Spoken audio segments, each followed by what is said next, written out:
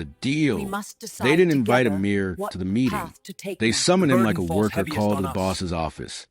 No explanation, no dignity, just an order sent through his uncle's phone. Come home. Now, Uncle Rafiq said. His voice sounded polite, which meant something ugly was waiting. Amir arrived to find the living room packed. His mother sat stiff as stone. His uncle stood near the window, like a judge. Two men from the neighborhood council leaned on the sofa, silent witnesses. And in the middle, calm as a queen in a storm, sat a woman Amir had only seen from a distance at town events. Madame Syra. She was in her early 50s, 30 years older than Amir, and known for three things: her wealth, her sharp tongue, and the way people lower their eyes when she walked past. Amir's throat went dry. Why is she here? Uncle Rafiq didn't answer. He nodded to the councilman. One of them cleared his throat. Amir, you understand your father's debt is serious. Amir's heart slammed. My father is gone. That debt should have died with him. The second man leaned forward. Debt doesn't die. It moves, like smoke. Amir looked at his mother. Ammi, tell me this isn't real. Her lips trembled. I tried. I begged your uncle. I begged them all. Uncle Rafiq finally spoke. Your father borrowed money for the land. Then he lost the land. Then he died. And the lenders came to me. Amir. To me. Amir stared at him. So you sold me? Uncle Rafiq's jaw tightened. Watch your tongue. We are saving this family. Madame Syra's voice ended like a knife wrapped in silk. No one is selling you. I'm offering a solution. Amir turned to her, furious. Solution? You want a husband. Go marry someone your age. Syra didn't flinch. Men my age don't want a wife. They want a nurse. I want a partner. And I want peace. Amir laughed bitterly. Peace? You walked into my house with two councilmen. Syra's eyes held us like a lock clicking shut. Because your family is drowning, Amir, I can pull you out. But I won't do it for free. His hands shook. What do you want? She placed a folded document on the table. Marriage. Legal. Public. Permanent. Amir's mother gasped like she'd been slapped.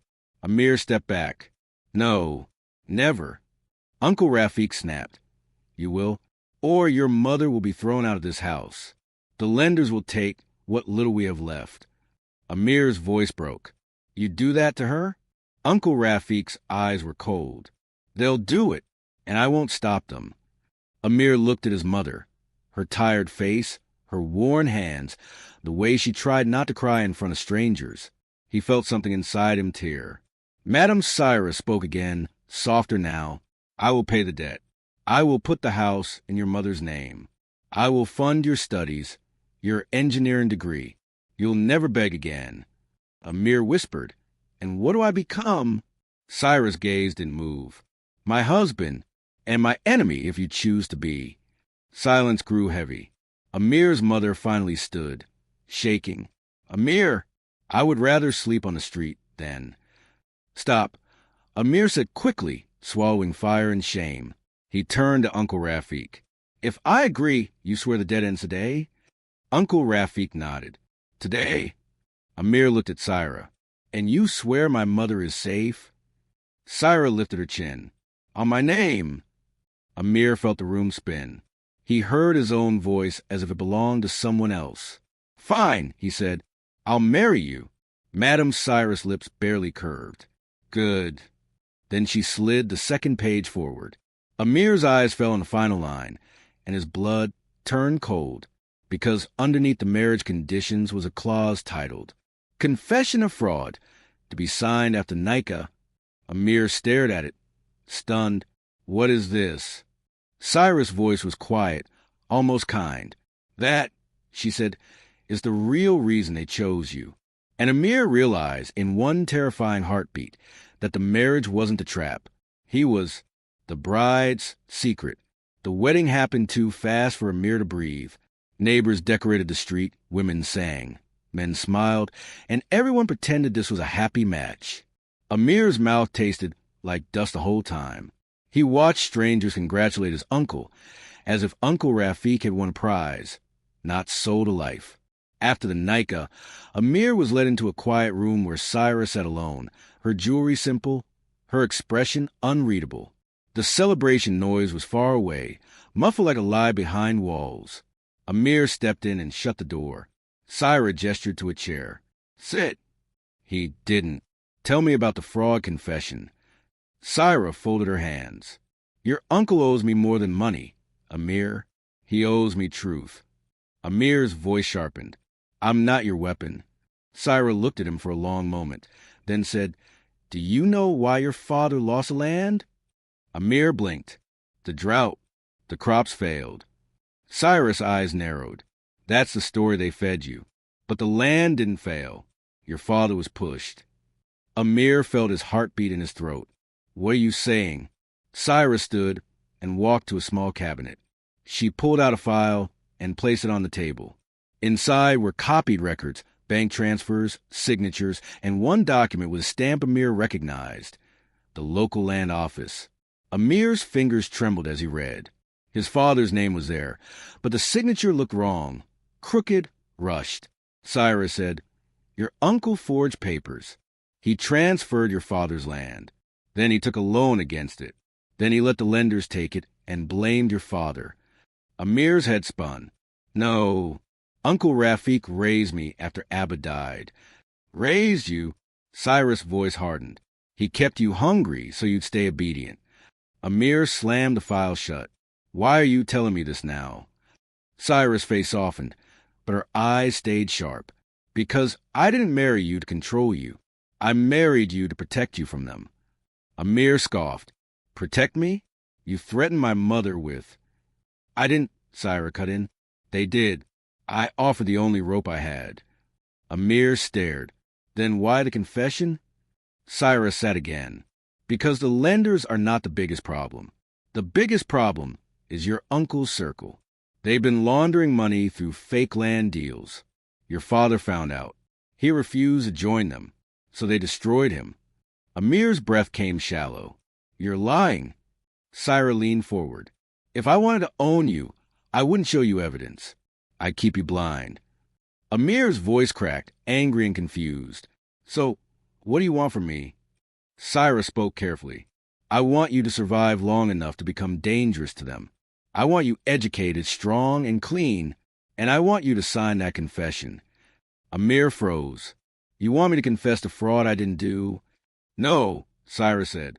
"I want them to think you did. It's bait." Amir shook his head. "That's insane." Syra's gaze turned serious. "They are watching you.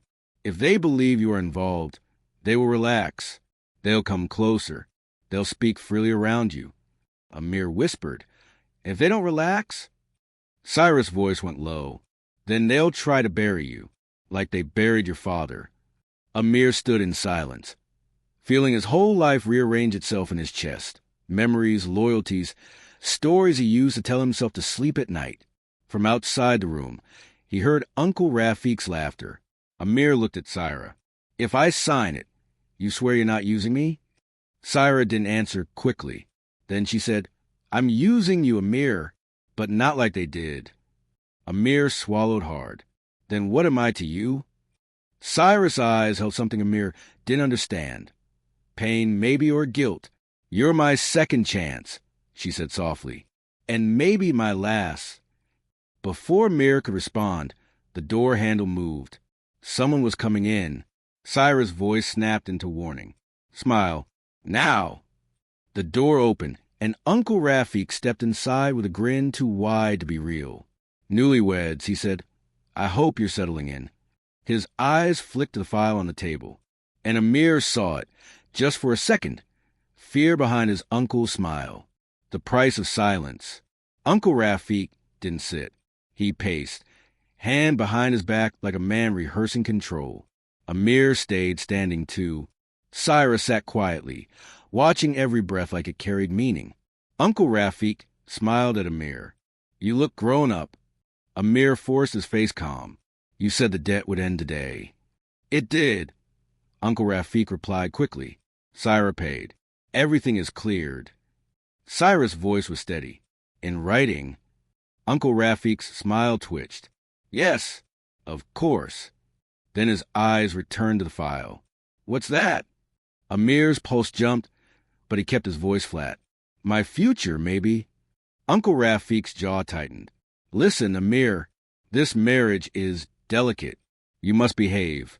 No drama. No questions. Amir stared at him. No questions? About my father? For the first time, Uncle Rafik's smile disappeared. Your father was weak. The words hit Amir like a slap. Cyrus' eyes narrowed. Careful. Uncle Rafik ignored her. He thought honesty could protect him. It didn't. Now if you want your mother safe, you will follow instructions. Amir's voice was low. Instructions from who? Uncle Rafik pulled a paper from his pocket. The same confession page Amir had seen earlier. Sign it tonight. Then everything stays peaceful. Amir looked at the paper, then at Syra, then back at his uncle. Why do you care if I sign? Uncle Rafik leaned closer, whispering like poison.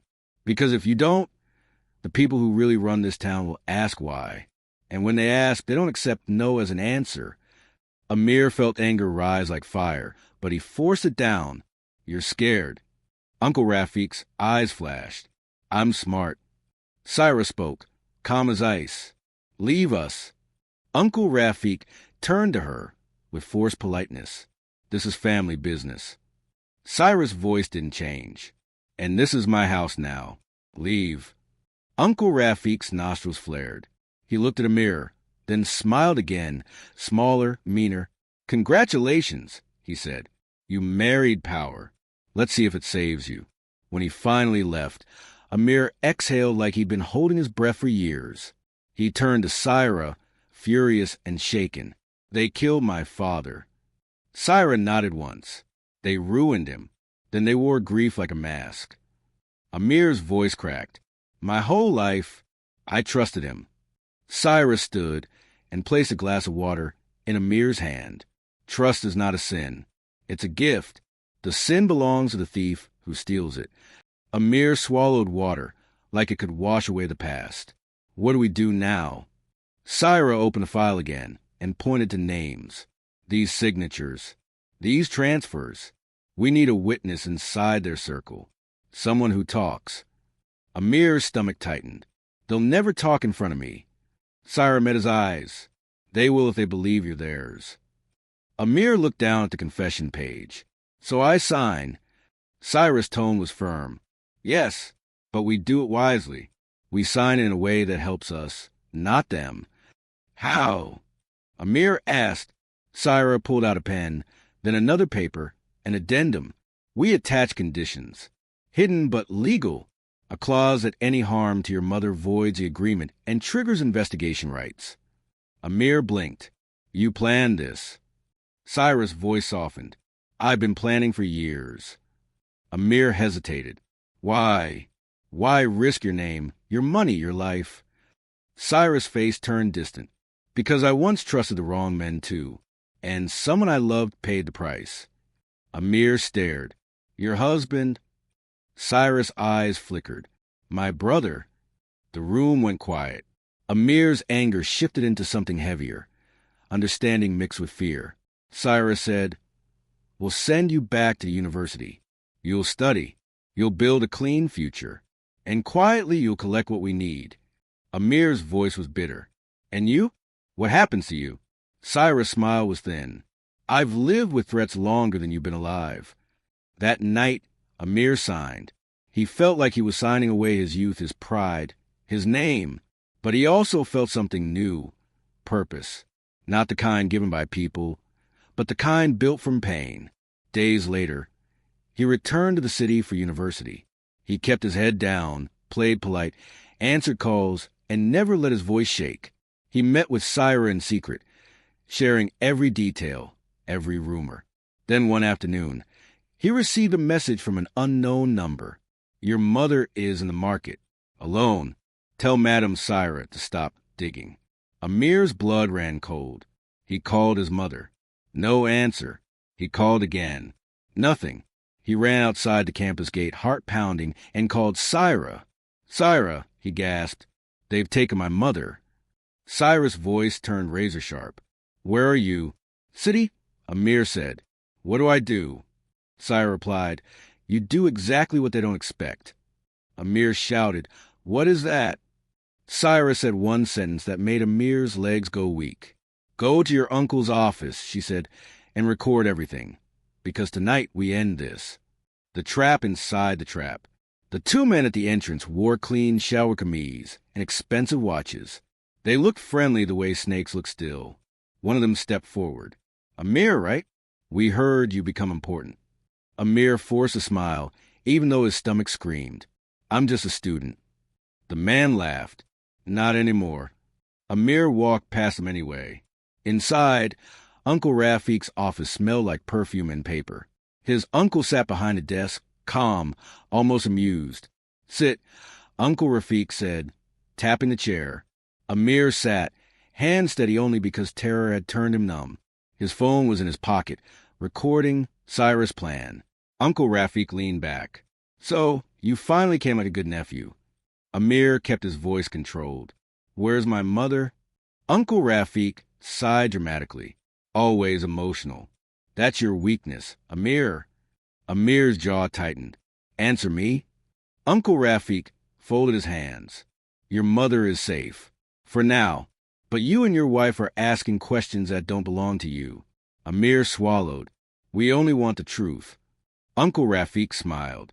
Truth is expensive. Amir leaned forward. How much? Uncle Rafiq's eyes sharpened. Your silence. Full silence. No more digging. No more papers. No more pretending you're some hero. Amir's voice lowered. And if I refuse? Uncle Rafiq's smile faded. Then your mother becomes a lesson, and you become a warning. Amir felt rage rise again, hot and wild, but he remembered Cyrus' words. Don't explode. Collect. He asked carefully, Why did you do it? Why ruin my father? Uncle Rafiq's eyes flicked. Just a moment of irritation. Then he shrugged. Your father was in the way. In the way of what? Amir pressed. Uncle Rafiq leaned forward, voice quiet. Of money, Amir. Real money. Big people. Big deals. Your father wanted to be clean, like some saint. Saints die young. Amir's hands clenched under the desk. You forged his signature. Uncle Rafiq chuckled. You're learning. Amir's heart pounded. The recording was catching everything. He could almost hear Syra's voice in his head. Keep him talking. Amir swallowed and said, Then why marry me to Syra? Why not just threaten me? Uncle Rafiq's expression shifted, annoyed, because she was getting curious. She lost her brother because of this business. She never stopped looking. We needed a leash. Amir's blood turned icy. So I'm a leash.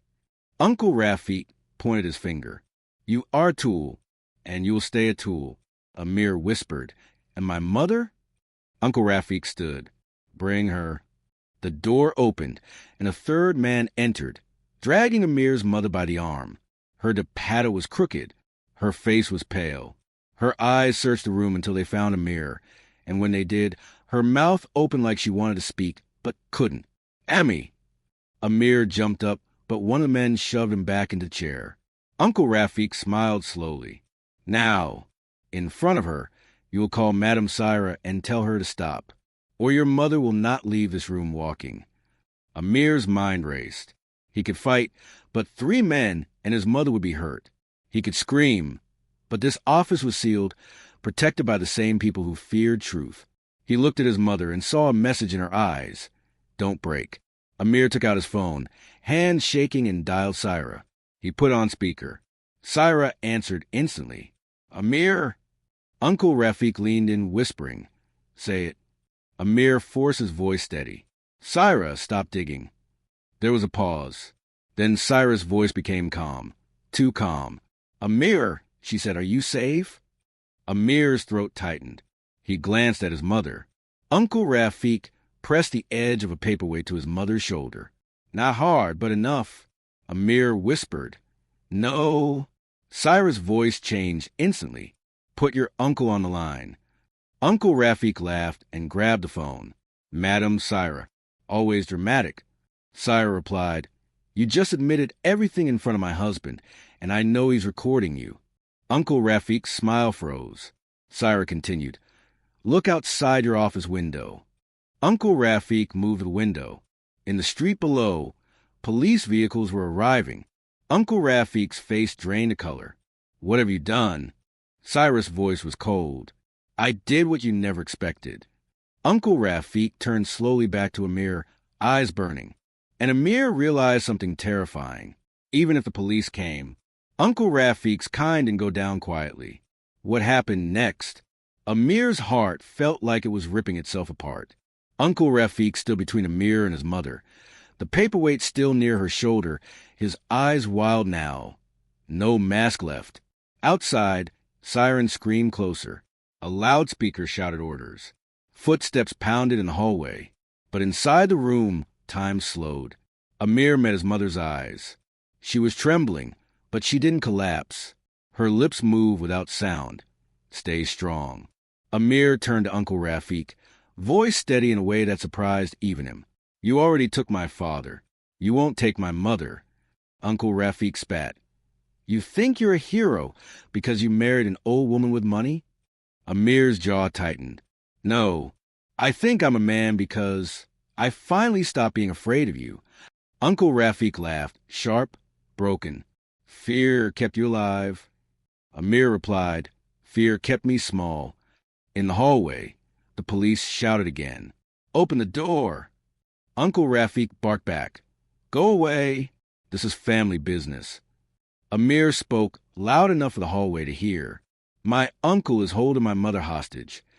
Silence hit for 1 second. Then chaos. The door shook as officers began forcing it. Uncle Rafik grabbed Amir's mother harder, pulling her close like a shield. She winced, but she didn't scream. Amir stood slowly, palms open. "Uncle, let her go. It's over." Uncle Rafik hissed. "Over? You don't even know who you're fighting." Amir's voice shook with emotion now. "I know exactly. Men who hide behind family, religion, respect, but have no honor." Uncle Rafik's eyes flickered. Guilt, maybe, or rage. Honor doesn't pay bills. Amir's voice rose. "No, but dishonor destroys sons." The door cracked, with splintering. Uncle Rafik panicked. His grip slipped, and Amir moved, not with fists, with a decision. He stepped forward, grabbed the file from the table, and threw it into Uncle Rafik's face like a curse. Papers exploded into the air, bank transfers, forged signatures, names, proof. Uncle Rafik blinked, startled, just long enough. Amir's mother pulled her arm free and stumbled toward Amir. Amir caught her. "Ammi, go." She shook her head, tears finally spilling. "I'm not leaving you." Amir whispered fiercely, "You raised me. Now let me protect you." The door burst open. Police flooded the room. Guns raised. Commands shouted. Uncle Rafik froze, then tried to run, but officers tackled him to the ground. One of the men near the door attempted to escape. Another officer grabbed him by the collar. Amir held his mother so tightly she could barely breathe. An officer stepped forward. "Are you Amir?" Amir nodded. "My phone recorded everything." The officer took it carefully. "Good. You just saved more than your family." Amir's mother collapsed into a chair, crying silently, like years of fear were finally exiting her body. Minutes later, Syra arrived. She walked past the officers without hesitation, eyes scanning until she found Amir and his mother safe. For the first time, her control cracked. Her voice softened. "You're okay," she said. Amir stared at her. This woman everyone judged, whispered about, feared. He saw what the town never wanted to admit. She was brave, and lonely, and stubborn enough to fight monsters. He whispered, "You used me." Syra nodded once. "Yes." Amir's voice shook. "And you saved me." Syra's eyes glistened. "Yes." Amir looked at his mother, then back at Syra. "So what happens now?" Syra took a deep breath. "Now you choose your life." Amir blinked. "What do you mean?" Syra's voice was steady. The marriage contract includes an exit clause. You can walk away with your mother safe, your education funded, your name cleared. Amir's chest tightened. And you? Cyrus smiled, sad, proud. I'll continue the case. Finish what started with my brother. Amir looked toward the window. Police lights. Crowds gathering. Uncle Rafiq being dragged away screaming curses. Amir turned back. People will talk. Syra lifted her chin. Let them. Amir swallowed. I spent my whole life being controlled by fear. I don't want that anymore. Syra studied him. Then don't be controlled. Amir stepped closer, not as a boy forced into a marriage, but as a man choosing dignity. He said softly, You gave me a second chance. I want to give it back. Not as your prisoner, but as your partner in truth. Cyrus' eyes widened slightly. Amir! He raised a hand. Not forever. Not because the town expects it. Because I refuse to run from what is right. Amir's mother looked up, tearful. My son. Amir squeezed her hand. This is how we win, Ami. We don't become like them. Cyrus' voice trembled barely. If you stay, it won't be easy. Amir nodded. Nothing worth having is easy. Outside, Uncle Rafiq shouted Amir's name as he was pushed into a vehicle. Hate in every syllable. Amir didn't flinch. He just looked at Syra and said the words he never thought he would say on the day he was forced to marry her. I'm not afraid anymore. And for the first time, Syra smiled, not like a queen, not like a businesswoman, but like a person who had been carrying a storm alone for too long.